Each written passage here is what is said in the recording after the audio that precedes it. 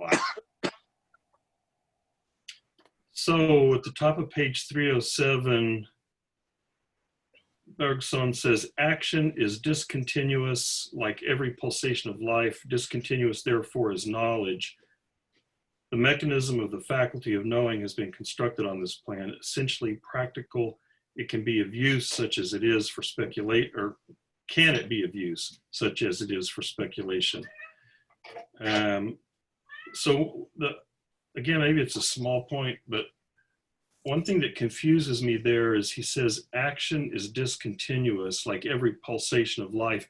And he's been talking about the pulsation of life here and there, and he talks about the impulse of life. And so those two kind of fit together. But what confuses me is he's been talking about how life is continuous, and how, reality is continuous. And so I'm confused when he says action is discontinuous. So, so when he starts talking about Zeno, he's talking about like these movements, like the arc of the arrow. And he's talked other places about when you do some movement, that's really a whole continuous moment. And that when you divide it down into a bunch of sections, or at the limit, when you divide it down into an infinite number of points, those are all abstractions that the intellect forces on it. So I don't know, is anyone, I doubt if he's being inconsistent here. I'm just thinking I'm missing something. What does he mean when he says action is discontinuous? I think he kind of has different levels. It's probably not the correct technical term, but I think there's something, we'll just go with the word levels, that there's kind of different levels where in some cases, life as a kind of action is discontinuous, and on other levels and other senses, it's something that's more continuous. So I think from the standpoint of evolution and the elan vital, it's something kind of continuous. But here, in talking about action, I see that as so I think the discontinuity is that something that it is a living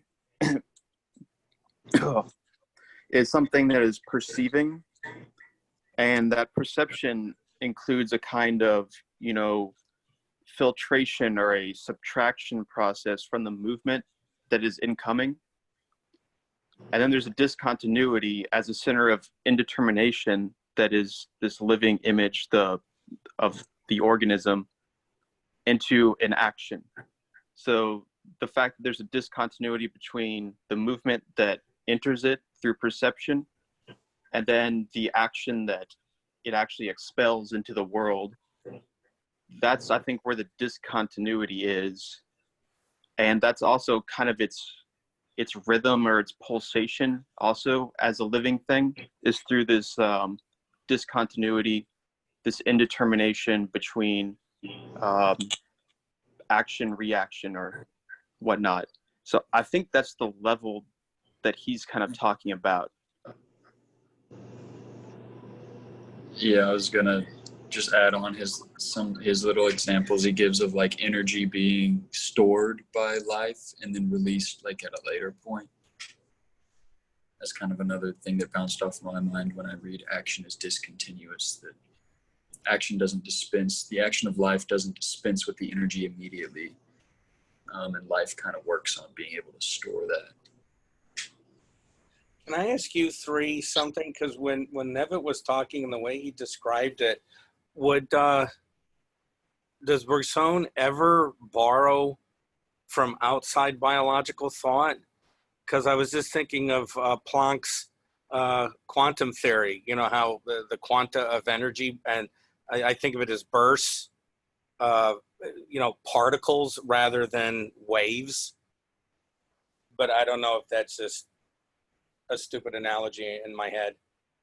I was actually thinking about that earlier, and I think he would say that that's kind of indicative of the way that the intellect kind of breaks things up into quanta.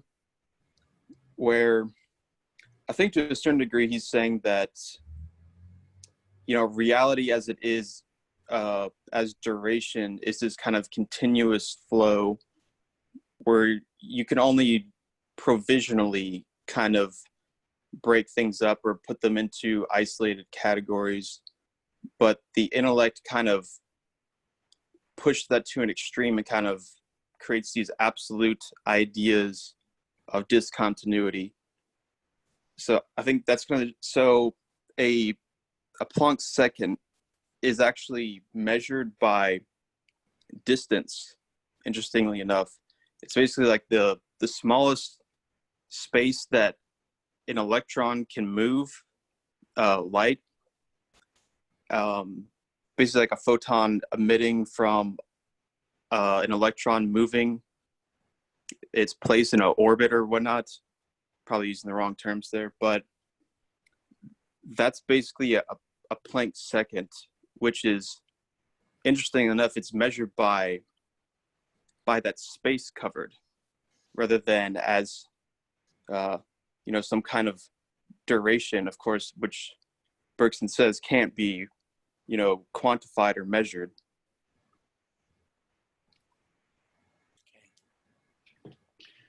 I get, you know, I think I should have paid more attention when I read that. The last sentence I read there was essentially practical. Can it be of use? So I'm thinking, you know, like what Joey and Chase were saying, I guess, like you're saying, like the underlying movement of life, of duration, is continuous, but in terms of practical life, action is discontinuous. So you perform a task, and then you perform another task, and you perform another task. I mean, I guess maybe that's what he means. Like, you know, so when any living thing is going to have to pursue a certain number of actions. And I guess, I mean, I'm guessing what he's saying then, that each one of those actions is in some way, or is continuous, but then the totality of,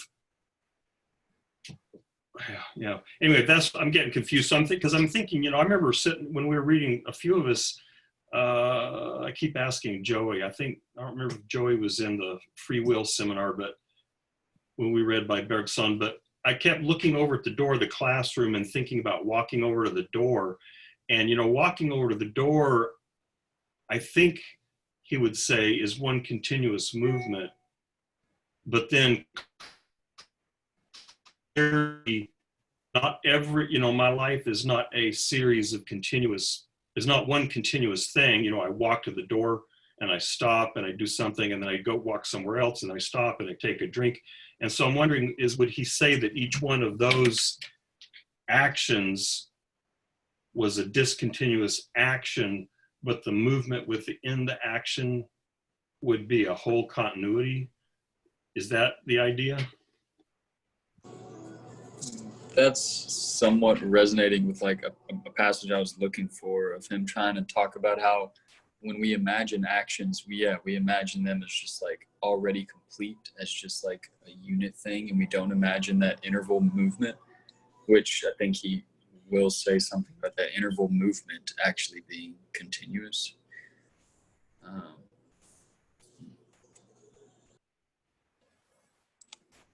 Yeah, I haven't looked for it, but I think I remember the passage you're referring to where he says, you know, you have some goal in mind and then you do stuff, and really all you think about is before the goal and then achieving the goal, but you don't really think about what it took to do, you know, to actually, like I move my arm and I think I'm going to move my arm from here to here, and I really just think about it being here, and I think about it being there, and I don't really think about what happened in between. I think in terms of goals to be achieved or actions to be performed, something like that.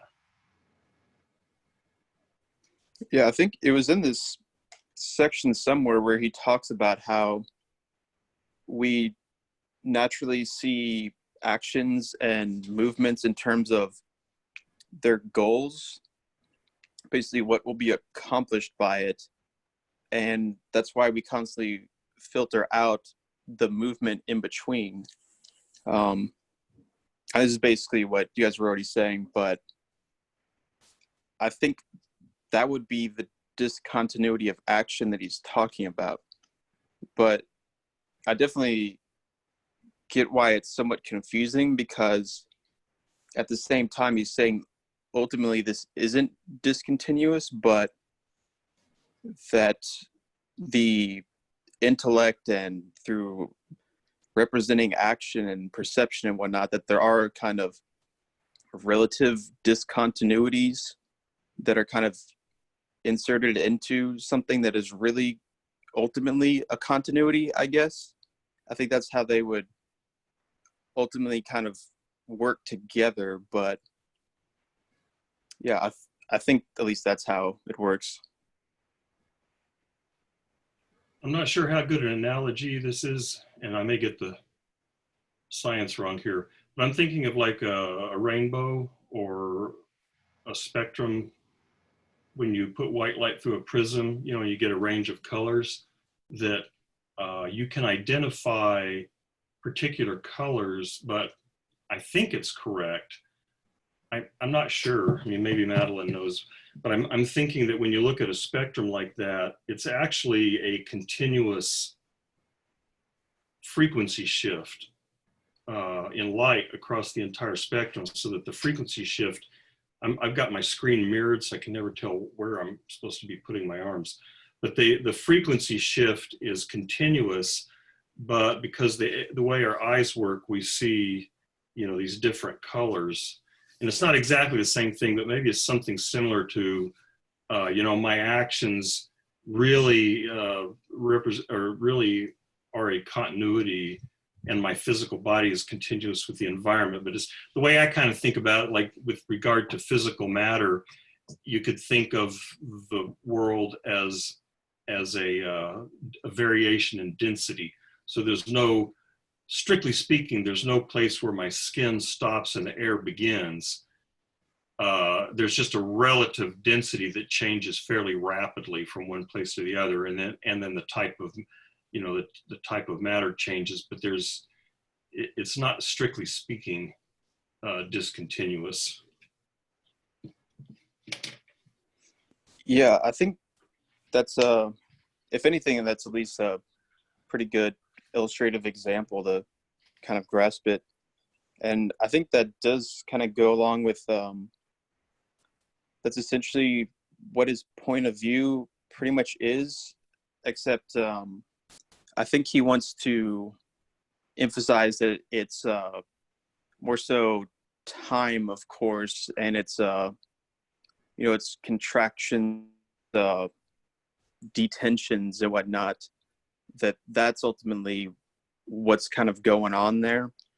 Although that's also where extension also is. So it is also something of a spectrum of spatial density or whatnot, because that is always kind of like the reverse side of time's tension and contraction and with memory and whatnot.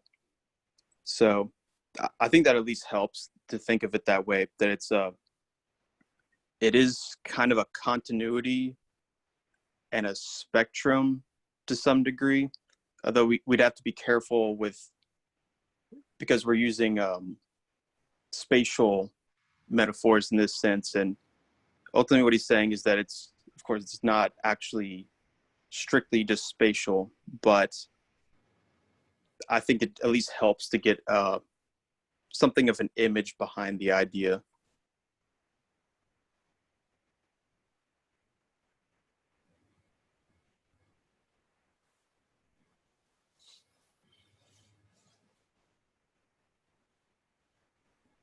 Okay, we're done. I still don't, and maybe it's just going to take, oh, Alex has something. Alex put something here.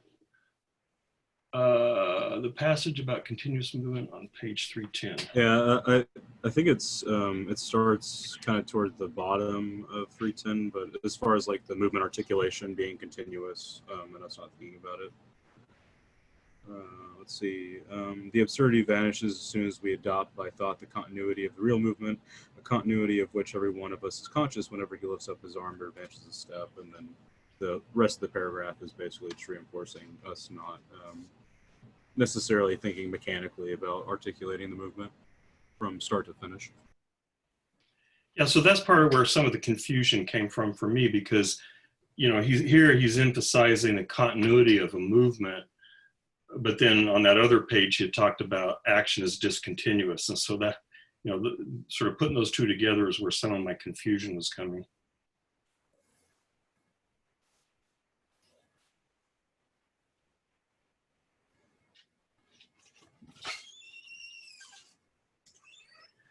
I still don't have a clear, and I may not ever, or may just take a while for the things to percolate in my mind, but I don't know. There may not be enough, this may not be the right place to raise this, because I'm not sure he mentioned this. You know, here he talks about this, I found it a minute ago. He was talking about space and time in relation to the Greeks. He talked about detention and what's the other word? This is the bottom of 318 in this edition, which is a few, like 3 paragraphs in, where he starts talking about Plato and Aristotle. And he says, space and time have therefore necessarily in ancient philosophy the same origin and the same value. The same diminution of being is expressed both by extension in space and detention in time. And I don't, I mean, I know what he means by extension, because that's a real common word that you find in philosophy. It just means basically things that take up room, I guess. So, you know, love is not extended, but an apple is. But I'm not sure what he means by detention here. And, you know, maybe this is another word that's more common and I just have missed that, it probably has something to do with the stuff that Chase was trying to explain to me a few weeks ago about, is it contraction? Is that the word? So anyway, if you could kind of enlighten me on this notion of detention, it would be helpful. Yeah, so detention that's kind of his neologism, which it basically means relaxation.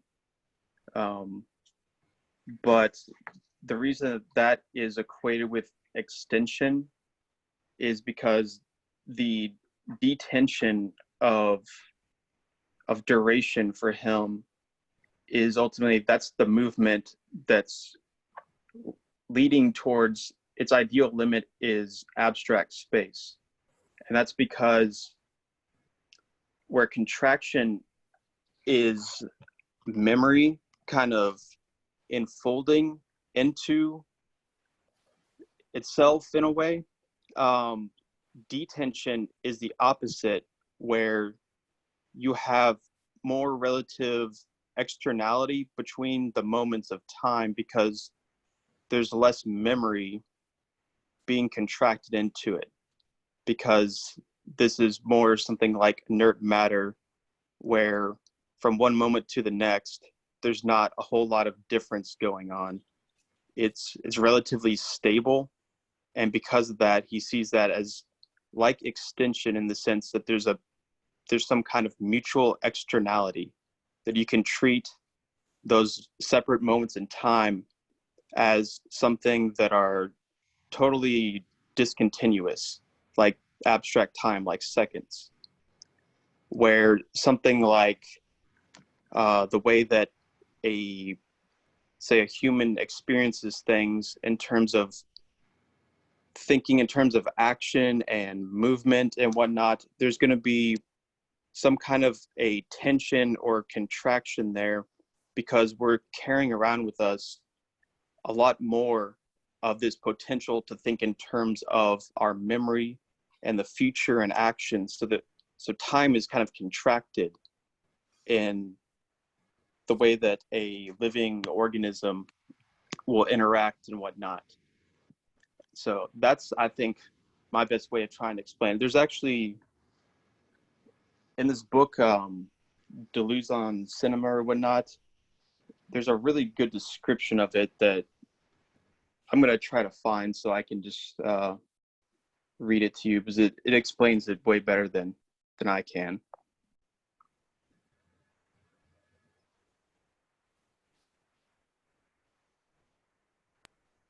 The image I have, and I'm not sure this is correct. The image I have is, I'm not sure duration is the right word to use here, but that like in duration, there's this compacted, I'm not sure what, this compacted space-time or whatever, and that it sort of continuously spreads out and gets thrown out into extension and gets thrown into time.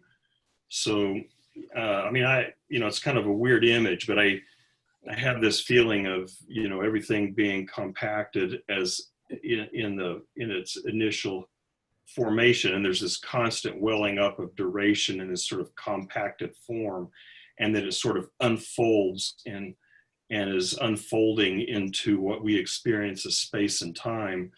And then like Chase was saying, in the limit of that process, you have the abstract space, what I call the space-time box, where you've got like Chase used the word external, everything is kind of external to everything else. You've got this giant, maybe, really huge or infinite box in which time marches sequentially, and points are completely spread out from one another. But initially, that is some sort of, I don't know. I'll just stop talking. I'm confusing myself. Okay, so here in this book that I'm looking at, he's using the example of the way, actually it's pretty similar to what we're talking about with the rainbow in a sense, but he's talking about, as an example of a contraction, the way that when you perceive what we see as a simple quality like the color red, what is really there is 400 trillion vibrations of light per second. And if you were to actually perceive each vibration separately, it would take something like 2 centuries to actually experience, if those are experienced at basically the minimal temporal units of human consciousness, which is 0.002 seconds per event. So basically, there has to be some kind of a simplification, an extraction, a contraction, basically, of all these different movements into something simple in perception. So that's an example he uses of contraction, that basically from these billions and billions, sound like Trump, but billions and billions of vibrations, you get one simple quality. That's an example of a temporal contraction. And as an example of a detention, he uses the example of dreaming, where your sense of will, your sense of connection to the present, and being able to have some kind of effective action on it, that's, it said, spread out. And he says that in a dream, we're more like space, we're closer to inert matter and space than we are to a kind of pure duration. And so he uses this example also of basically, if you consider kind of like the most minimal contraction possible between the smallest possible interval of time, say like a Planck second. And he says basically, okay, I'll just read this. The distance between moment A and moment B is so narrow that only the slightest amount of change from one state to the next can take place. Also, given that moment B emerges against the background of moment A, that background is so thin, including within it, it's so little of the past that the degree of newness of moment B is infinitesimally small. For all practical purposes, moments A and B are identical. The qualitative differences may be ignored, and the newness of moment B may be treated as virtually predictable repetition of moment A. In other words, moments A and B tend to become homogeneous, and the relation of moment A to moment B tends to become deterministic. Finally, as the connection between past and present grows increasingly reduced, as the interval between moments A and B becomes smaller and smaller, the moments tend to take on the property of mutual externality. At a limit point, when all connections between successive moments is suppressed, the universe consists of a sequence of present moments instantaneously arising and disappearing, each moment external to the other. As Deleuze comments, an infinitely relaxed, loosened, decontracted duration places its moments outside one another. One moment must have disappeared when the other appears. What these moments lose in reciprocal penetration, they gain in respective spreading. What they lose in tension, they gain in an extension. So that at each moment, everything tends to spread out into an instantaneous, infinitely divisible continuum, which will not prolong itself into the other instant, but will die to be reborn at each succeeding instant in an ever recommenced blinking or shiver. So there you go. Everyone understands now. So what was that from? It's from a book called Deleuze on Cinema by, what's his name? Ronald, like, Bouge, I think is how you say that. It's kind of, it's like a secondary source giving a description of Deleuze's idea on cinema. And basically he uses Bergson to a huge amount in his cinema books. And it's basically the introductory chapter there. He just talks about, he gives like an overview of Bergson that is a really good overview in my opinion. I got that book when you sent it out. But what page were you reading from? That is page 18. Okay. I mean, I kind of actually understood the time part, at least the last part. But the closer you got to abstract, intellectual, separated moments, the better I understood it. Yeah. Which is sort of sad. Yeah, sad.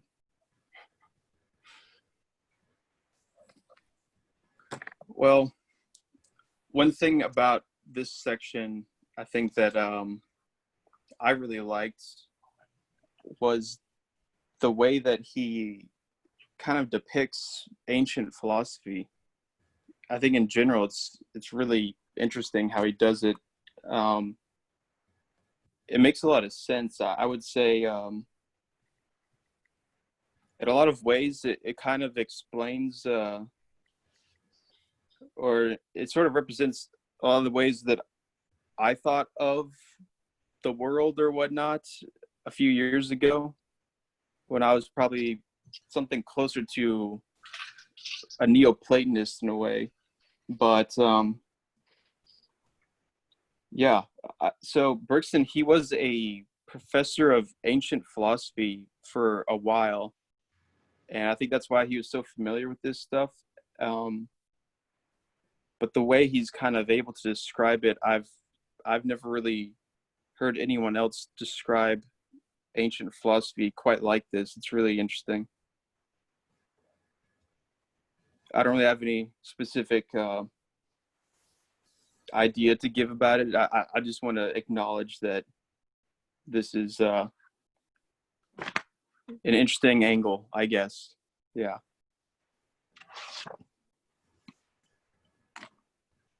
The way he describes Plato is pretty much the way I think about Plato, which again, I'm wondering, you know, like I said, when I think of my understanding of Nietzsche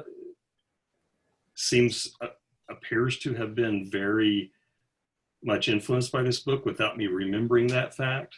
And I'm kind of wondering if the same thing of Plato, because I don't know, you know, I've over the last few seminars, you guys may remember me saying multiple times that Western philosophy has a horror of becoming, and it's fixated on stasis, and how, you know, in order for something to be in the fullest sense of the word, it has not to change, because that's what, you know, because it is in the fullest sense of the word, and is in the fullest sense of the word means it has to be and not change. And all of that stuff is, you know, in this description he has of Plato. So I was sort of, I don't know what the word is. It's like, oh my God, my understanding of Plato is also heavily influenced by Bergson. But the interesting thing is, I know less about Aristotle's metaphysics than I know about Plato. It was funny when I was reading his description of Aristotle. I mean, this isn't really about Bergson exactly, except maybe his interpretation. But when I was reading his interpretation of Aristotle, I was reading, it's like, wow, this sounds like Neoplatonism. And then like the very next paragraph, he starts talking about Neoplatonists. So what was kind of a shocker for me is, you know, the impression I got from this is if you take Aristotle's prime mover and you think about the way being is related, or that the way what Plato would call the phenomenal world, the way our world is related to the prime mover, and then you mix that with Plato's forms, you end up with Neoplatonism. And I mean, that's overly simplistic, but No, that was an interesting transition. Yeah, that's what Neoplatonism really is. Because Plotinus thought there was a unity between Aristotle and Plato, that they are teaching the same thing, and that was really his project, was to kind of explicate how they were teaching the same thing. And starting with that's basically what Neoplatonism was. It was taking a lot of Aristotle's ideas about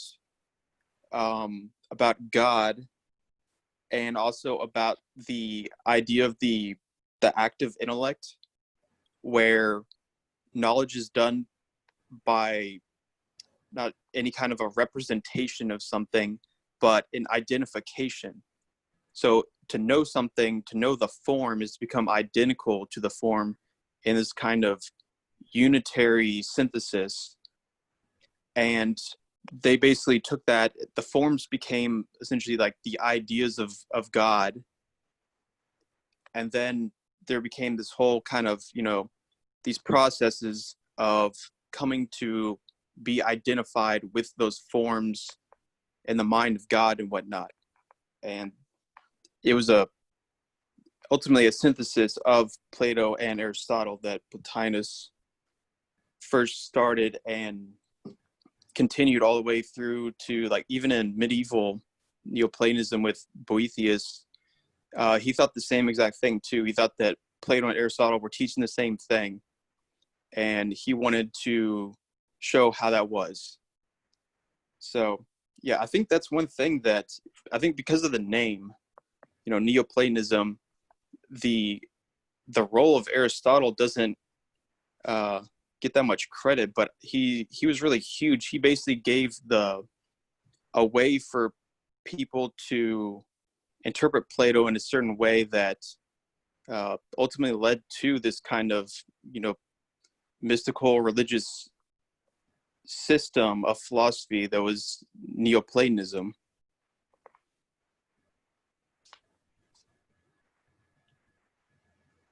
I remember those people that didn't know that.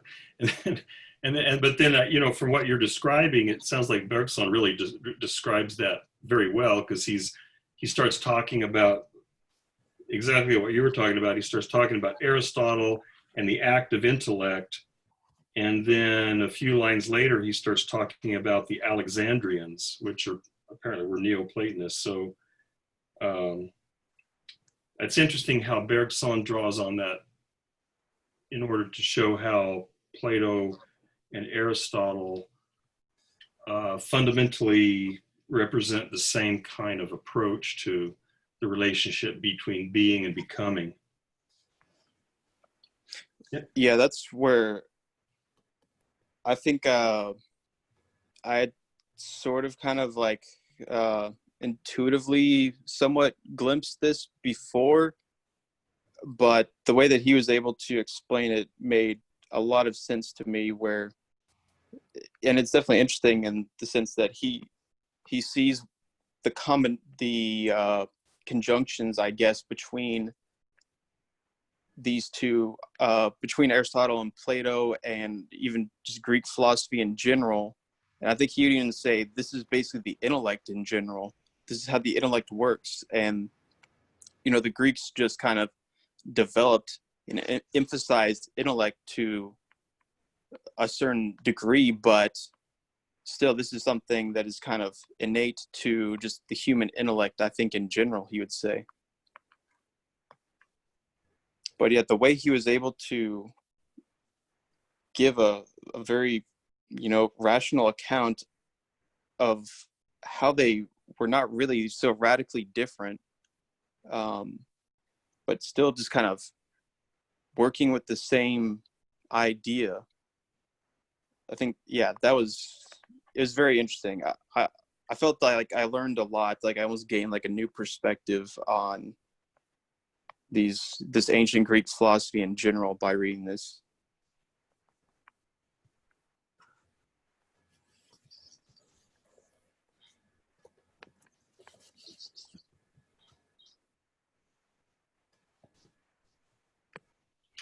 And his connection then with nothing with the idea of nothing from last time was also something I hadn't really thought about with regard to Plato and Aristotle. So, you know, the way, I mean, everything he says here about Plato is, you know, consistent with my understanding, but again, may just mean I got my understanding from him. But, I mean, some of it's explicit in Plato, you know, when he talks about, like on the divided line in the Republic, you've got these two levels of forms, and then you've, in the domain of the phenomena or sensory world, you've also got two levels, physical objects and then, you know, reflections and shadows and stuff like that. And he's pretty explicit that there's an ontological degree of reality thing going on there, so that physical objects are more real than shadows and reflections. The lower level of the forms are more real than phenomena, and the upper level is more real than the lower level. And so you have increasing degrees of reality or being, and then coincident with that, you have increasing degrees of knowledge or understanding. And so the epistemology and the metaphysics exactly track each other. And but then what I hadn't thought of is one of the things Bergson, a conclusion he draws from that, which I hadn't really thought of, is if you take that Platonic sort of stacking of degrees of reality, or maybe it's continuous, I don't know. But if you say that the higher level forms are absolute being, then that invites you to think that then at the very bottom level of beneath, maybe you would say beneath phenomena, is nothingness. And that was something that had never occurred to me. And it makes me wonder, I don't know if you guys are familiar with the Timaeus creation story, which is, I mean, I think Plato intends it to be what's the word I'm looking for? A myth. He doesn't intend it to be a literal thing, but, you know, he says this demiurge, so that what we think of as phenomena was chaos. It was unformed chaos. It was like pure, it wasn't even becoming, because nothing was becoming anything. There were no things, because there was just like, I don't know, undifferentiated, maybe that's the key word there, the Deleuzian thing. It was just undifferentiated. And then you had the forms, which are stable and absolute and universal and unchanging. And this demiurge looks at the forms and finds them, of course, beautiful and so on, and then attempts to start creating stable entities in the receptacle out of all that shifty changey stuff. He starts trying to create stable entities based on these forms. So like, there's a tree, well, let's make a tree. There's a cat, let's make a cat. And so he makes copies of these things out of this chaos. But the problem is, this is one way I explain the theory of the forms in my class. The problem is the underlying stuff that phenomena are made of are still all that shifty changey stuff. And so I talk about it as sort of a mythological explanation of entropy. So the underlying, I don't know if you should call it matter or what, but the underlying matter is its very essence. You probably can't even talk about it as having an essence, but its fundamental character is chaos. And so it's almost like the forms are trying to hold entities in being, in phenomena, trying to hold them together. It's like the forms are trying to hold trees together and hold buildings together and hold cats together, but the underlying stuff is this fundamental chaos. And so things are always slipping out of the forms and falling apart. And so that's when, the difference between these two domains is that domain of absolute stability and the domain of absolute chaos. And this is the kind of, the world of phenomena is kind of where those two intersect. And I'm thinking about this in terms of, if maybe, when, I don't know, he doesn't really say much what he means by nothing when he talks about this. This is in this edition, none of you have this edition, but most of you have this. It's on bottom of 323 in italics when he's talking about Plato and Plotinus. The affirmation of a reality implies the simultaneous affirmation of all the degrees of reality intermediate between it and nothing. And so I'm wondering if, based on what he said in the previous section, that sort of pure chaos of the Timaeus, of the receptacle, would be this nothingness. Because his one of his really as nothing in the strict absence of anything, but it's nothingness in comparison to something else. So that maybe pure chaos is nothing relative to pure being for Plato, which is absolute stability. So you've got absolute being, which is eternal, unchanging reality, and you've got nothingness, which is exactly the opposite of that. No form, no structure, no entities, just pure chaos. And I don't know, I don't have a similar kind of sense for what Aristotle's talking about. Bergson identifies, I think, nothing with Aristotle's notion of matter. I guess I remember hearing the term prime matter, which I think is an abstraction for Aristotle. I don't think he thought there was any such thing, but I don't know if enough about Aristotle to know if prime matter is something similar to that sort of chaos of the receptacle. Yeah, so I believe the Timaeus, it was a late dialogue, and a lot of people believe that Plato in this was responding somewhat to Aristotle. because you do ultimately have this kind of combination of, matter and form that, that was Aristotle's big thing, was that, matter has to be accompanied by form and vice versa. And he's giving this kind of creation story in the Timaeus, explaining how that is, which he does call a mythos, a story essentially, or I think it's like a likely story is what he says. But yeah, he talks about it as something like a prime matter, something just a kind of pure chaos that is still synonymous with some kind of an almost abstract matter in a way, where this is something then that I'm pretty sure Aristotle, this is what he's saying, that there isn't such a thing. There isn't such a thing as a prime matter that's abstracted away from form, that they have to go together.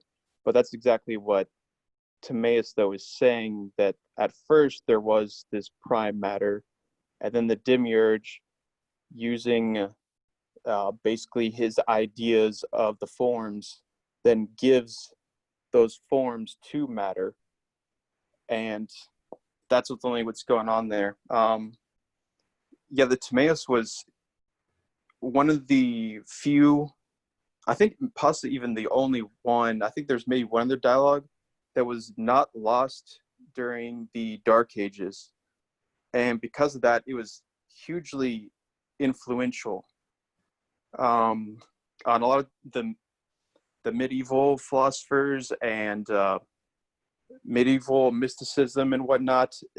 This is how people knew Plato.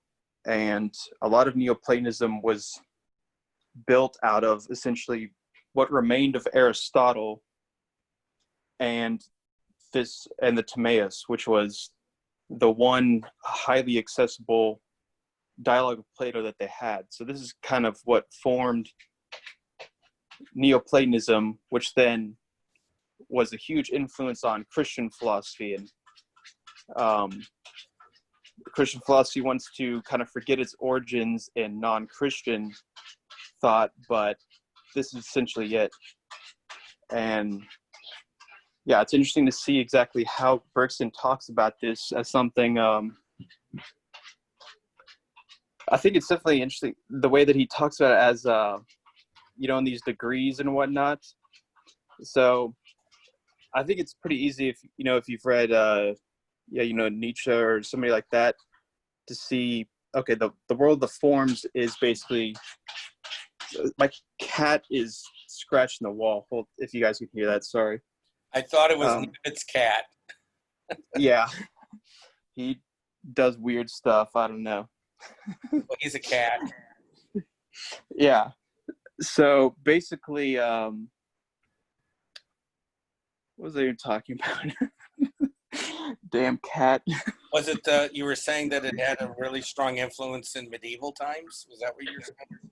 Yeah, the Timaeus. So basically, okay, what I was saying is, you have basically the intellect that perceives of truth as, this ideal, these forms. It's basically what you can know about things, which Bergson says, that's how the intellect naturally works, is it takes these snapshots of things in accordance to kind of how we want to represent them in relation to our action. The way that we see actions as these completed kind of images, and those completed images form these kind of immobile sections that we cut out of the actual continuity of movement, and then those become the forms, and that's what gets elevated. But then the problem is, how do you explain the disjunction between those forms that we know, those seemingly eternal ideas, and then the world of perception and movement and becoming and whatnot, in which we actually encounter those things substantiated into bodies or whatnot. Is And that the that we were talking about before? Is that the what's that called, the third man, or what? When you talk about the problem being relation between the form and phenomena, is that mhm. that Yes, problem? yeah, that's Aristotle's argument against Plato, where he's basically saying that you need some kind of an interval between those two, and indeed the problem is exactly that. It's the interval between these levels, essentially. And that's where so Neoplatonism, a lot of the history of Neoplatonism is they're basically adding more and more intermediary layers between them. So first, Plotinus, he had basically the one that started it all, and then the one emanated out to form the intellectual world, which was the world of the forms, and then you had the soul that emanated out of that was the animated world of the world soul, and then out of that was the material world, where you had matter, which is a kind of, and each level was a kind of diminution of being. And from that, his predecessors were just like, well, how exactly does, the world of forms, where there's supposed to be no time, get to the world of the soul, where there is time? And so they created, the only thing they knew how to do was create an intermediary between those two levels. And then the later people said, okay, well, how does it get between those two then? Ultimately, you're back to Zeno's paradox of how do you get across this interval between these levels?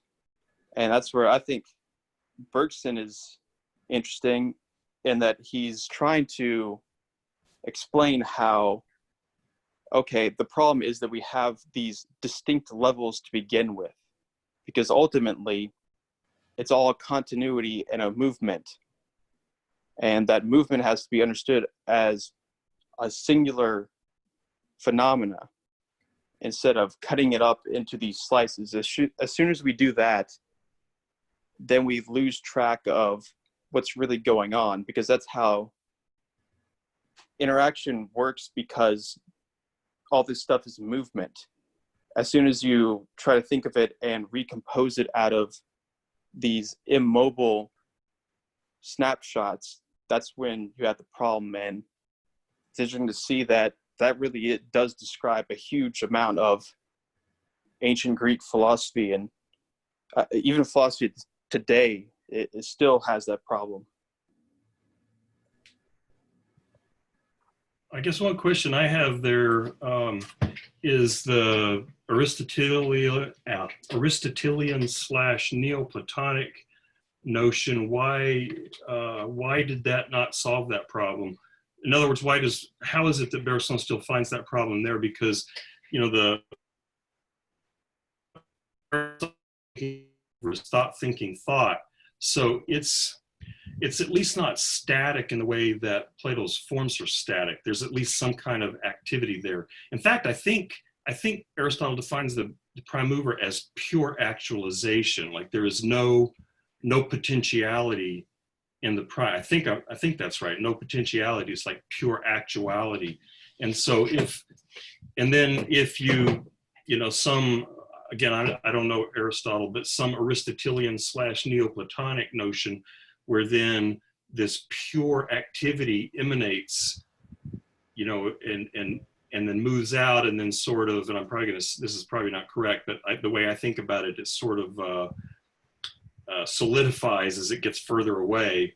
It kind of gets, but there could be a continuity there, from pure activity towards something that is more and more stable, or not stable, but more and more static. And so it seems like,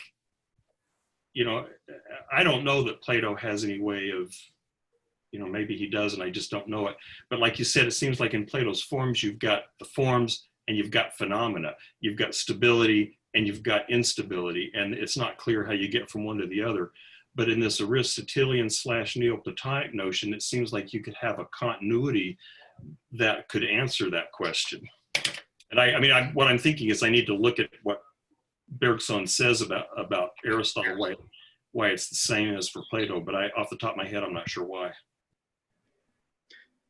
Yeah, that'd be interesting. I need to probably reread that section where he talks about that. But so my initial thoughts on that would be basically, okay, so Aristotle, his idea of God is basically the mind contemplating itself. It's Nuisian. It's mind, in mentation of itself, intellectualizing itself. And yeah, it's pure actuality. There's no potentiality into it. Yep. Thinking thought. And that's also the prime mover. But the big thing is that the prime mover can't actually interact in a very direct and physical way with the outer. So it's the outermost layer. And this is basically also where the geocentric idea of the universe comes from. It's from Aristotle, and this idea became, Ptolemy's whole idea of these. If you've seen just like a map or whatnot of the medieval image of the world, where the Earth is, at the center, and then you have these spheres of the planets and whatnot. This is kind of where it comes from, where the outermost layer is the first mover is God. It's the mind thinking of itself, that's reason itself, all this content of reason. And he says that it moves the things not by some kind of like force necessarily, some kind of efficient causation that's only for material things to do, but instead it gives like a kind of attraction to things. And the lower things try to essentially kind of imitate the first mover, the perfect, mind of God or whatnot. And then that's how they work. But each layer is successively less perfect, where perfection is something like something that's totally static, something that is reasonable, whatnot. So that's why they use the idea of one of the outermost layers is the stars and the constellations and whatnot, which were, those are very predictable. They seem very orderly. That's where the gods were seen as, in some sense, actually literally inhabiting. And from there, the problem was basically, okay, that's this outermost layer, which then kind of leads to ultimately these other layers. We see the planets, and then to the Earth, but then the problem is all this stuff on Earth is wild and unpredictable. I can't, predict that my cat's going to start scratching on the wall for no reason. All this stuff, I don't even know what I'm going to say basically in the next 30 seconds. So we have this problem of basically this unpredictability. We don't know what's going on in this world, but then this perfect world of God and whatnot is this kind of perfect. I wouldn't say there's anything necessarily to predict himself, but basically the further along you get in terms of, the perfection and the height of these outer spheres, the more static it becomes, the more predictable it becomes. I would say, though, that the problem is basically, if those were some kind of process of creation or whatnot, how did they actually get there to be different? And how really do they interact? So he says basically, they interact through a kind of lure and attraction of love and whatnot, which is nice and everything, but it doesn't really explain much of how exactly they got to these, separate spheres and why they are, so ultimately separate from each other. Because, in some sense, there has to be some kind of interaction. If I am kind of moved by the perfect order of the stars, there has to be some kind of interaction where I can even perceive and know those things. And I guess that's where the whole idea of like the active intellect comes from, is that there is a kind of identity that kind of crosses those areas, which I guess that would be one possible solution, which is why also Neoplatonism kind of picked up on that idea. Yeah, I don't know. That's the logos. So that eventually became the logos. Yeah, that was in Stoic philosophy. Well, actually, it was Heraclitus really who started that idea of the logos. But yeah, they basically became the same thing in Stoic philosophy. It was kind of a combination of Heraclitus with these notions from Neoplatonism.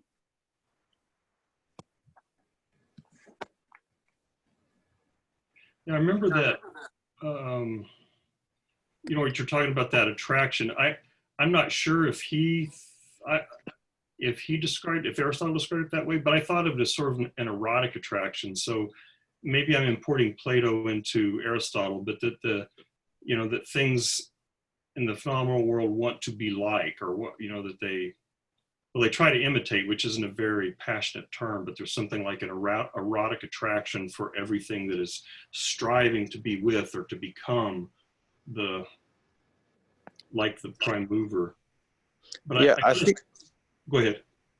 I was just going to say, I believe he uses the same term of eros, which it really means desire more than anything.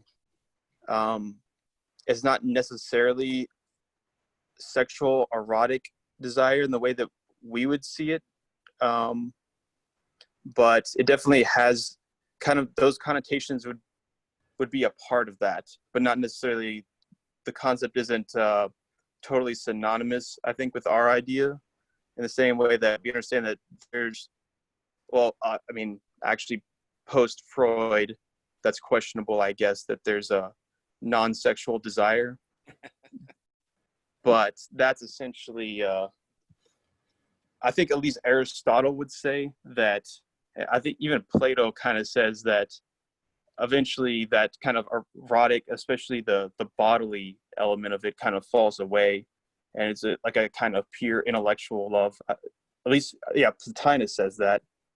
So I think Aristotle does as well. But so they see it more as, I think eros for them is more just, it's better to see as just like a kind of striving desire or will that we long to kind of go back to especially in Plotinus view, because it's seen as, this is the heart of being from which we come from, and our ultimate identity ultimately is with this one, the mind of God.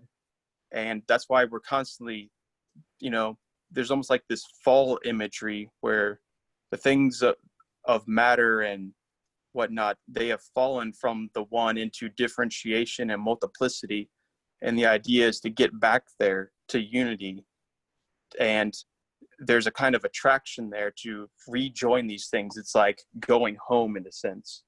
It's almost like in the Bible, the story of the prodigal son, basically the idea of coming home is kind of implicit in that also, with as well as a kind of eros or desire and whatnot. I described eros as fundamentally an ecstatic kind of love, in the Greek sense of ecstasis, trying to stand outside oneself, so that in an erotic love, the lover, in a sense, wants to leave themselves or stand outside of themselves in order to become unified with their beloved. And that's you could say that that's true for human erotic love, at least on the emotional level. It will, and to some degree on the physical level, but there's this desire to step outside oneself and become unified with the beloved. And then I think of that, and I rightly or wrongly, for Aristotle, that the cosmos wants to, it has this ecstatic attraction to the prime mover. It wants to not merely imitate, but it wants to become unified with it. And it is this power, you know, like you said, it's a kind of a desire, but I think of it as a power to be one with, to be unified with, to, you know. And then Plato in the Republic explicitly, you know, the way I put it crudely is he says that the philosopher kings want to have sex with the forms and make knowledge babies. And that's pretty much what he says. I mean, he literally says they want to have intercourse with the forms and give birth to knowledge. In other words, they want to have sex with the forms and make knowledge babies. And again, it's, I think, you know, similarly, it's that ecstatic love that the philosopher is the one who has such a passion for truth, goodness, and beauty that he wants to step outside himself and become unified with the forms.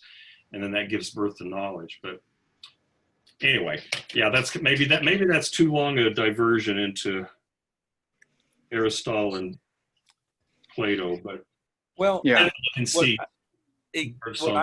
what I find interesting is your extended discussion of it is the well, kind of like just I don't want to say conscious, but a matter of fact presentation of how important desire is, right? In something fundamental in it. And you know, even in political theory, you look at Hobbes and in his Leviathan, he doesn't say people want power. He doesn't say, you know, they may need, but he says human beings have a desire for power. And he really does mean like an impulse, an urge that would be more connected almost to this earthly impulse of domination. And in fact, Adam Smith took the concept of desire from Hobbes, but instead of saying it was a desire for power that was dominating human beings, Smith said it was the desire to acquire wealth. And what was interesting about that is Smith putting an adjective onto desire, calling it a passion. And Smith called the passion for wealth a cool passion, which I love that phrase. And the reason why he called it a cool passion is that to Smith, it was the passion that was most susceptible to control by reason, that people would modify their behavior in other parts of their life in order to acquire wealth. And so you have this interesting bridge of Hobbes's desire for power, Smith's cool passion for wealth, to the modern world. It seems to be an interest-driven universe, right? Interest, common interest, national interest, special interest. And we like that because it seems to be rational, right? People can rationally calculate their interests and then decide how they're going to attain them. But with Trump's campaign and election and presidency, I'm almost thinking we really are missing something extraordinarily important in community life.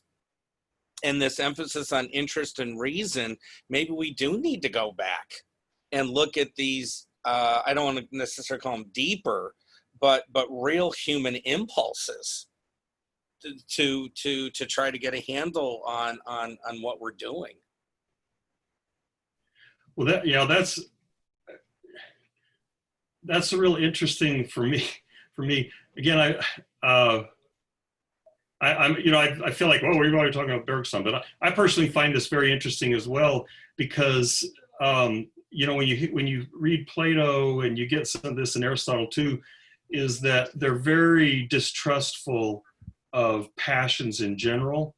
And so, for example, the appetites and the spirited feelings, they're worried about them. They're not evil like they are for classical Christian theology, but they get out of hand, and they tend to get either excessive or deficient, and so you have to use reason to moderate them and get them to the right level. But there's this kind of worry that, you know, unbridled passion is going to get you into terrible trouble. On the other hand, they, you know, and I suspect Aristotle has something like this too, based on what Bergson says and on this conversation. But Plato does have, in his view, a passion for reason. And I think the reason he needs that is because you have to, otherwise you're not gonna, it would not be possible for there to be people that would find some passion for truth that was capable of overriding these other kinds of passions. And so you need to have a passion, a rational passion. And Plato does, and it is explicitly this erotic passion for truth and for being and all that. And then interestingly in Kant, Kant is all about reason, and he's, for Kant, you calculate morality. So it seems to be very cold. But on the other hand, Kant says the ultimate, he has, one of his definitions of duty is duty as a motive, and as a real motive. And the duty as a motive is respect for the moral law. And when he says respect, it is a passion. And so the idea, he says Kant says there's two things, I forgot what, but really get me jazzed. One is the starry heavens above, and the other one is respect for the moral law. And so for Kant, there's this feeling of awe that is we're supposed to be able to tap into, so that when the rational person perceives the demands of duty, this feeling of absolute respect overcomes them. And again, that feeling of respect for the demands of morality and the demands of duty are capable of overcoming these other more, quote, worldly passions. So, both Kant and Plato and probably Aristotle and much of the tradition includes this passion, this rational passion, because you need that if you're going to tame these desires. But then in the 19th century, maybe before the 19th century, but people start wondering, they start questioning whether there is any such thing as a rational passion. And maybe all passions are irrational, or at least non-rational, and that every rational choice is actually ultimately motivated by a non-rational passion. And so there's this skepticism about the possibility of there being a real rational passion, and maybe reason is pure, cold, logical calculation and does not include a passion. And in order to implement any rational goal, you have to somehow attach it to or get it driven by some non-rational passion, like, I guess, power or wealth or something like that. And so, it's an interesting point, is there's passion, and if there's not, just because, on this other view, you would just say, well, reason is purely an instrument. It's an instrumental tool that other passions use to achieve their purposes. But that would horrify Plato and Kant. They would say, oh my God, no. There's got to be this passion for the truth that's available to us. Yeah, that's definitely really interesting. I think so that kind of goes along with Bergson's critique of Kant's moral theory, in the sense that he said there's two different sources of morality. There's open morality and there's closed morality. So he says that open morality comes about through creative emotions, that somebody has an actual experience themselves in which they feel some kind of openness towards the world, and out of that, fundamentally, these feelings, the passions, whatnot, then you get something like belief systems about morals. So first, it's basically these emotions that the person feels, and then their actions. And then people are like, well, give us, some kind of a slogan, something to attach to your action. So they come up with some kind of, 2-sentence thing. Those become basically then laws. And you get basically this kind of gradual sedimentation into these static forms of morality. And Bergson says that Kant is basically dealing with that static form of it, and just saying that that's, the ultimate aspect of it is, these codes, these obligations that people are meant to follow. And says there's also kind of like an emotion situated with that's kind of like based off tension or some kind of, basically it almost sounds like anxiety about following society's moral codes and whatnot. And he says that basically Kant is only dealing with one side of morality by talking about that, and that really when it comes down to it is we have these kind of felt engagements with the world that open us up and fill us with these emotions, these creative emotions. And that's really where morality comes from this open source that he talks about. But, in general, I think it's the fact that desire is such a big aspect in all these philosophies, that we're talking about. I think that's really significant, that it kind of works as something that's able to, maybe it's not perfect in every system or doesn't work the same, but desire usually takes this place of kind of like the glue between these different points or levels or whatnot. They're kind of like it's this kind of glue that holds things together. Something very much for the intervals. It's an intermediary kind of connecting force. And I think, so Deleuze, in his later philosophy with Guattari, he talks, of course, a lot about desire as this really productive force. And ultimately, that's what he's going to say is what desire does is production of the real. It's not necessarily of something, but it actually is something. That basically desire is what is producing these things, and these things are all these combinations, these intervals, intermediaries. So it's kind of like cutting out the static points by saying that, desiring is producing, and that's what cuts out these kind of separate levels that the intellect would come up with. So it's very much influenced, I think, by Bergson, in the sense that, Bergson is saying, pay attention to this continuity, this movement, these flows, these permutations. And I think that Deleuze is doing that exact thing. He even talks about, flows of desire and whatnot. But he's making it more explicitly connected with this kind of like psychological desiring realm, as well as this economic aspect of it. And he's kind of trying to put them all into this one level, I guess, where they're connected.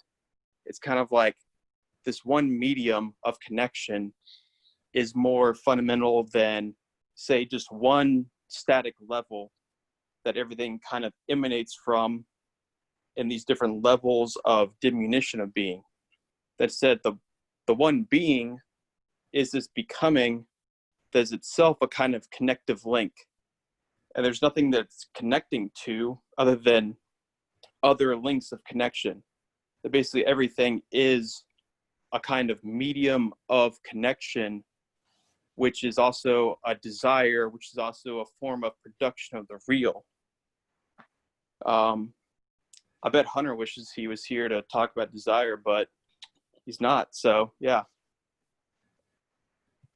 Yeah, I remember, I don't know a lot about Hegel either, but in that 19th century course, one of the excerpts on Hegel shows where Hegel also makes desire pretty fundamental, to his analysis of human existence. So, yeah, it shows up there again. I guess that, makes sense with Bergson saying that evolution, see, where was I going to go with that? So that evolution is about activity and about, activity, getting food, making babies and so on. And so that the intellect evolved in such a way to facilitate that. But then all that activity, if you think about it, then all that activity would be motivated by some kind of desire. So, when Bergson's talking about this earlier stuff with action, and he keeps emphasizing that, if I haven't missed something here, he's emphasizing that the way the intellect carves the world up is primarily does that because it developed for these practical purposes to enhance the ability to act in the world for certain purposes. And then I would then gather that those purposes then are motivated by desire. So I don't know if he ever does this. It'd be interesting to know if he ever connects desire or some sort of fundamental motive to duration, since it seems to me that duration is sort of the metaphysical fountainhead of reality. Seems to me that maybe that there would need to be some sort of principle like that built into it as well. Yeah, I think in his last book, that's kind of what he goes into. I don't really know a whole lot about it. I've just kind of read, I think, a few different sort of summaries of it, but that's kind of where he gets his ethical philosophy. And I think he says that there is a kind of something of a kind of moral sense or whatnot that has to do with see, I don't really know, so at this point I'm basically just kind of speculating, but it's a kind of sense of kind of recognition of another person's sort of duration in themselves. I think he calls it something like the good sense, or like le sens bon. It's basically something like the good sense is an aspect of that is this kind of motivating force towards openness in society. And I think that's where he's saying that's where that impulse comes from towards morality opening itself up past the kind of specific determinate laws or moral principles or whatnot. He's saying basically that there's a kind of creative aspect of morality, which is a kind of living sense that you kind of tune into, that's similar to his idea about intuition and whatnot.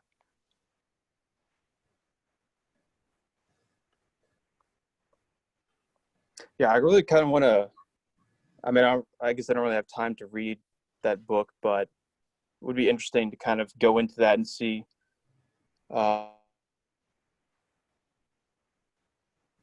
Is this the book you're talking about? Yeah. I read it a very long time ago, so I don't remember anything. Well, maybe you start writing part of it, see how much you can get.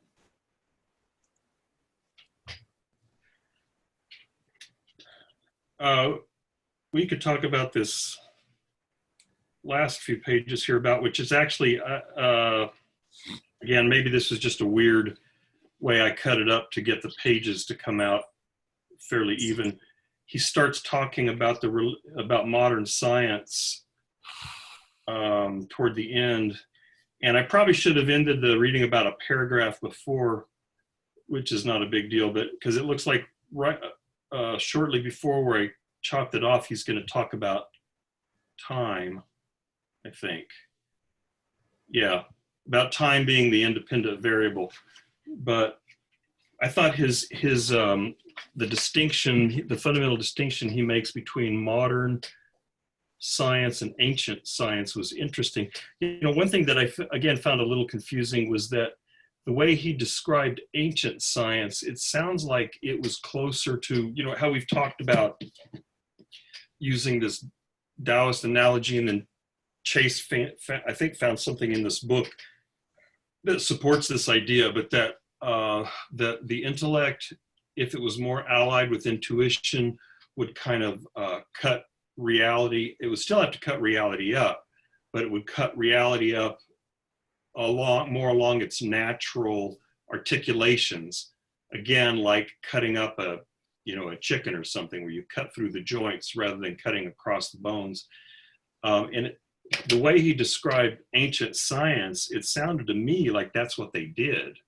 That the way he describes it, it sounds like they more cut the world up according to, I don't know if more natural divisions be the right word, but by cutting the world up in terms of genre and species and things of that sort, that seems, I mean, he doesn't say so, it just seems to me that's closer to what he would want, rather than contemporary science, which just kind of generates a lot of really general laws and then calculates how everything happens according to those laws. So I was a little, I mean, I'm wondering if, I can't tell.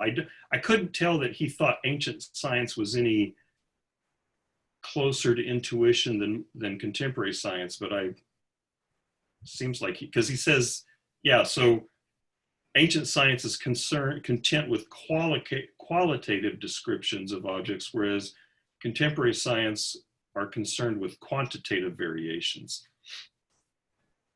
Yeah, I definitely see that connection there, and I was kind of wondering that too, because he explicitly takes that idea about the natural articulations, and he references one of Plato's dialogues where he mentions, basically a dialectician, a good dialectician is like a good butcher that cuts along the natural articulation. So he's explicitly taking that from these ancient Greeks.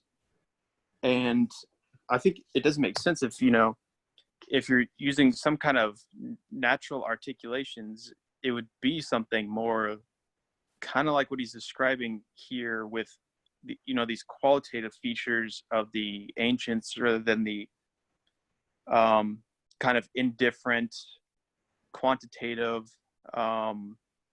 way of parsing things out that modern science does. I think the difference would be that I think he would say that where ancient science went wrong is that instead of going from the intellect and from undivided continuous movement to the dialectic that cuts the natural articulations from that, instead they're starting with those kind of qualitative, what they see as the natural articulations is like these static endpoints of development, kind of like archetypes that go along with a certain movement, and that they're building things out of that and saying that things are reducible to that, and they're trying to cut out the actual movement, which is where those natural articulations would come from in the beginning. So I think that's where he would say that the difference is. I think he's also pointing to the fact that modern science has kind of taken on that sort of fallacy of the ancient science too, and kind of extrapolated it even more. They've enhanced it. But at the same time, he seems to give modern science some credit that it is indeed a kind of development that is telling us something about reality. It's not any kind of a final picture, maybe, but I think he would admit that it's some kind of a progression in our knowledge, at least in terms of being able to act on the world over ancient science, at least. But I guess we'll have to find out in the next part, I guess.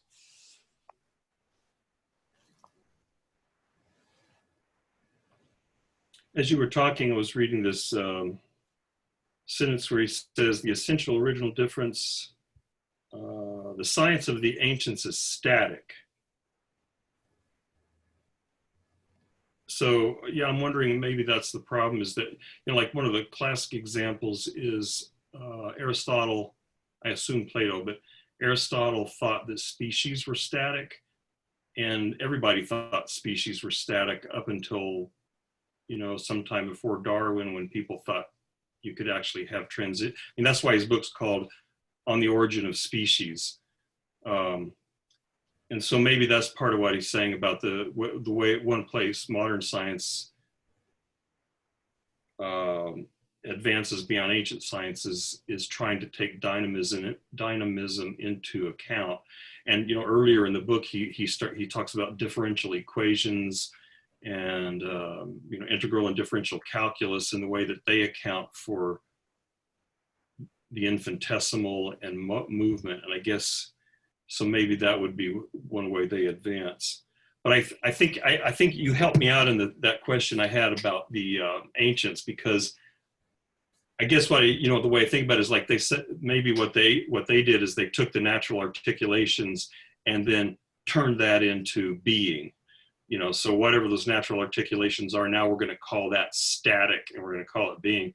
So using my chicken, analogy, maybe they found all the joints in the chicken and they cut it apart, and then they say, well, look, a chicken is just when you glue these wings and legs and breast and stuff together, now you've got a chicken.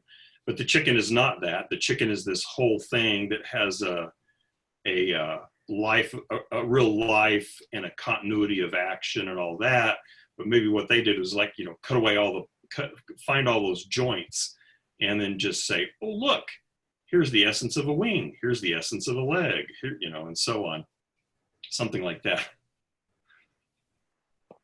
Yeah, it's kind of like the difference between, say, if you have a horse running and you do a film of that where, it's taking a bunch of snapshots of the horse running.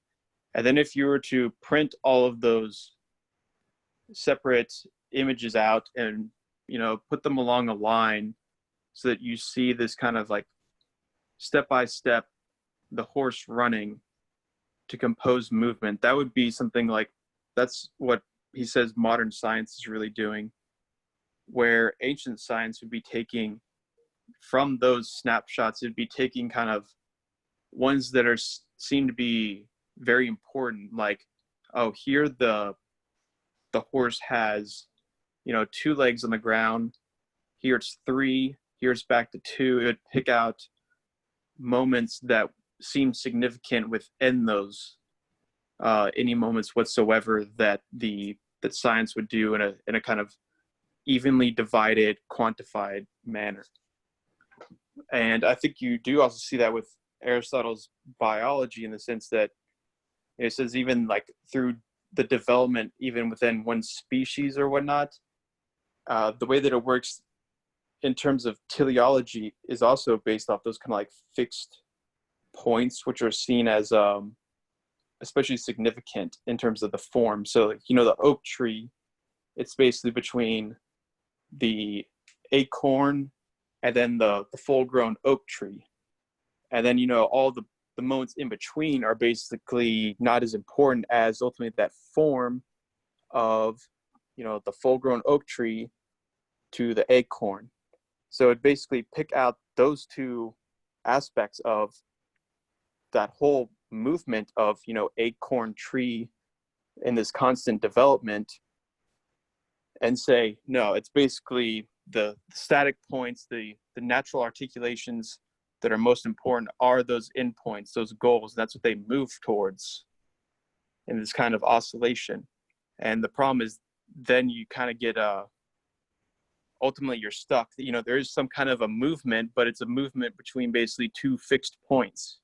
And indeed, that's what he says the biological world basically does, that the forms don't necessarily change, but between like these different points, I guess, of development within one form or one species, you have kind of natural teloses that it moves from one to the other. But yeah, ultimately you're not really getting anything new out of that. There's no real evolution going on. There's just kind of developments. Yeah, so the acorn is a potential oak tree, and that's really all it is. So you've got the potential oak tree, and then you've got the oak tree, and then you've got this stuff that happens in between that's not very important. And then humans are just we're basically combinations of potential and actuality that is aiming towards that ultimate pure actuality of God and whatnot. So in the same way, we're just kind of these intermediary Frankenstein freaks of the ontological world that wants to go back to pure actuality and mind mentating itself. But yeah, instead we're in this strange world of desire and movement and mixed up forms and reading Deleuze and all that weird stuff, you know.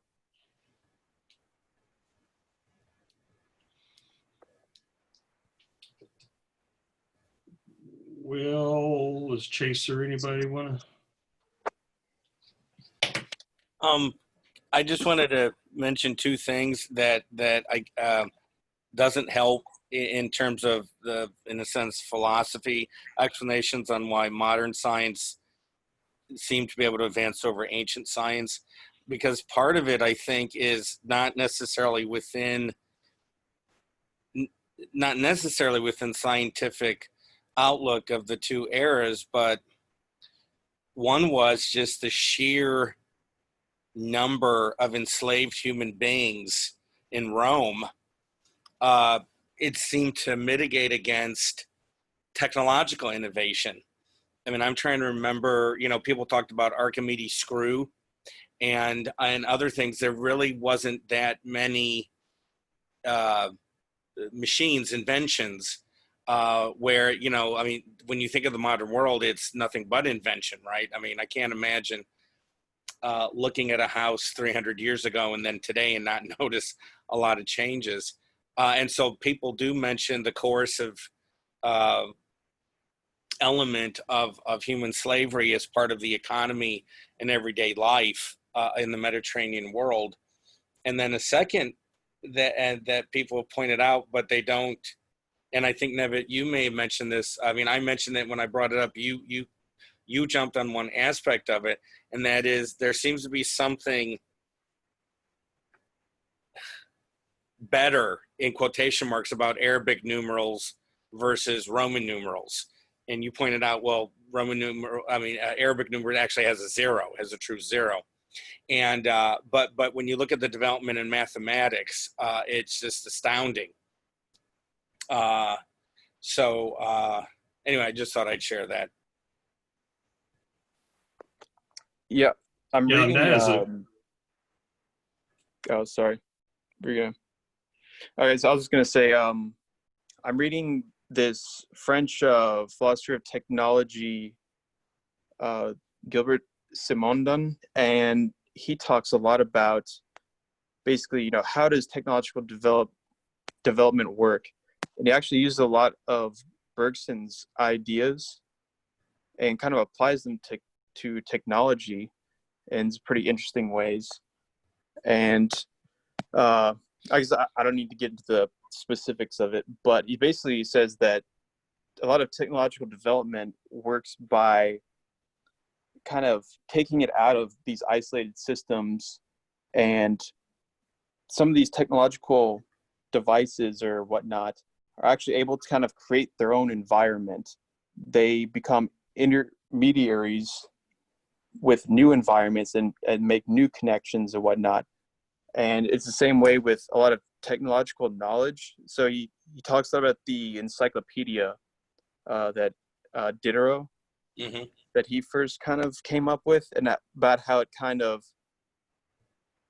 in a sense, really kind of destroyed a lot of the secrets of the craftspeople, because that was very much a a very, socially embedded kind of phenomena. Basically, you were a craftsperson, you had a practice that was very intuitive. It was something that was like bodily skill of knowing how to, make a chair or whatever it is. And then you have an apprentice who you teach, and eventually knowledge became more universal because they're able to, put these things in books and whatnot.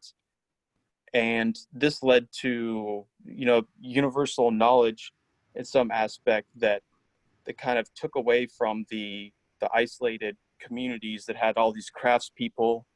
And you would basically have to have just these linear connections through time, basically between a craftsperson and a apprentice, and it keeps going basically. And that's why a lot of ancient technology is pretty static, because you basically have a plan already established when you go into a trade, and the idea is to don't deviate from that plan.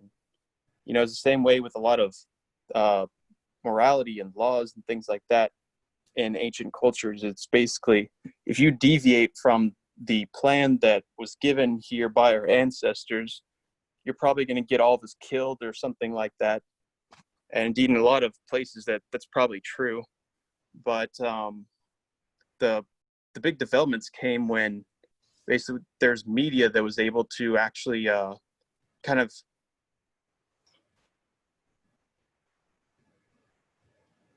a new milieu where people could understand some aspect of a kind of quote unquote universal knowledge of these practices and things.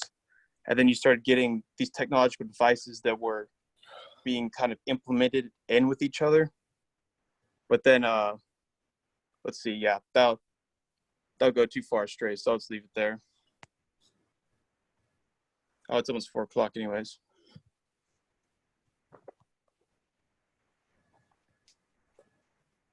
I'm going to make a stab at responding to Alex's question, and Chase, you can fix the errors that I utter. On 324 at the bottom, so this is when he's talking about Aristotle's prime mover. And so I think the idea is that the prime mover is, like Chase was saying, it's thought thinking thought. And so it's an entity of pure thinking, kind of like Descartes' Cartesian self, except it's God. And so you've got this entity that is nothing but pure thought. And then Aristotle sees that as a circular motion because it's thought thinking thought. It's like pure circularity. And that's why, like Chase was saying, the prime mover isn't even aware of the rest of the cosmos, because it's just later, like Christian theologians would later say, well, but part of what God's thinking about is the pure forms of the things that do exist. But Aristotle didn't do that. And so you've got this thought thinking thought, and then the rest of the entire rest of the cosmos, like we were saying earlier, is what drives the cosmos, what is responsible for movement and motion in the cosmos, is that everything in the cosmic world, this universe, is striving to be like the prime mover. And the way, and what that translates into is everything in the cosmos trying to imitate these circular movements. And so the reason that stars travel in circles, and of course, like Chase was saying, for Aristotelian cosmology, you've got the Earth, it's a geocentric model. So you've got the Earth at the center, and you've got earth, water, air, fire, and I don't know where the prime mover is, but everything's trying to imitate the prime mover circular movement. And the further out you are, the better, the more perfect that domain is, and the better it is able to imitate that movement. So the stars are in the most perfect shell, if you will, sphere. And so the stars move in perfectly circular movements.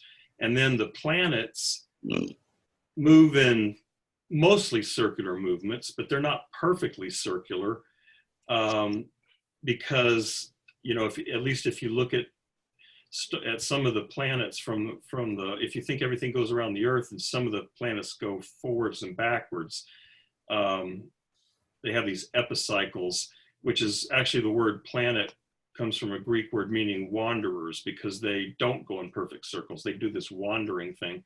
So you've got the stars that are perfectly circular, the planets that are mostly circular, and then in the sublunary domain, you know, below the moon, which is where this planet is, things still want to go in circles, but this, pardon my language, this domain is so fucked up that nothing can ever quite get into a circle. And so when things like earthly things want to be with the Earth, they would really rather go in circular movements, but they can't do that here. And so, and then watery things want to be with water, fiery things want to be with the fire, which is why they leap up. But I think he's mostly here just describing this, and then like he says, the cycle of birth and death, growth and decay, imitates and mars the original cycle for the last time. So even the, you know, the solar cycles and the cycles of the seasons and the cycles of birth and death, all of those cycles are efforts to mimic the perfect circular movement of the prime mover thinking thought. So I don't know if that's enough of a clarification or not. I thought that was a pretty good explanation. Because yeah, it's like the prime mover is something that's eternal, it's immutable. There's no extension to it, there's no time there. It's just kind of pure circular thought thinking of itself. It's totally self-enclosed. But then there comes this idea of a kind of original fall out of that perfection, you know, the first degradation. But then because it's degrees, you have basically these successive degrees of less perfection, where the levels that are closest to the, you know, divine first principle that's perfect are going to be more like that principle than the degrees that emanate further out.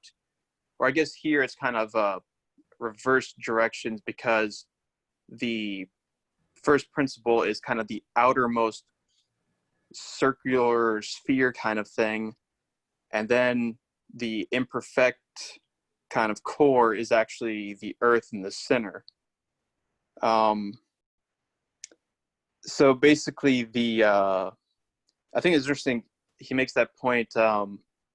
That's why the first sphere outside of the divine first principle is kind of like the very regular fixed stars, because they're the closest to imitating the first principle, where something like the planets, which were seen as further down towards the inner circle of, you know, imperfection, that's when you get the planets that had all their elliptical movements and these strange patterns of movement. And that's Plato also talks about that in the Timaeus, and they say that basically that's like the irrational aspect of the universe, is that's something that's kind of inherent in there, which Philip K. Dick uses in a lot of creative ways. Is he basically says that God's insane, which is, that's probably true. Yeah. God's insane and is a nasty, nasty creature, a nasty being. Mean. So anything else? So I guess we already talked some about the other seminars. I sent an email to Craig, late night before last, I think. What's today? So probably Wednesday night. And I haven't got a response, but probably because there were too many words in it. It was very long and detailed, but I gave him a detailed explanation of what the book options we were looking at, which ones we preferred, how much they cost, and gave him some options that I had thought of for what the department might pay for and whether he might ask us to pay for some of it. I discovered that Alkek Library actually has an electronic version of the SUNY editions of those books by Schelling. And so one thing I proposed was that, and this is maybe a bit mean of me, but I proposed that the people that are in the seminar now get paper books and make everybody that joins afterwards use the Alkek versions. I mean, one reason that makes a little bit of sense is because a fair number of the people that are in this group are actually no longer associated or never have been associated with the university.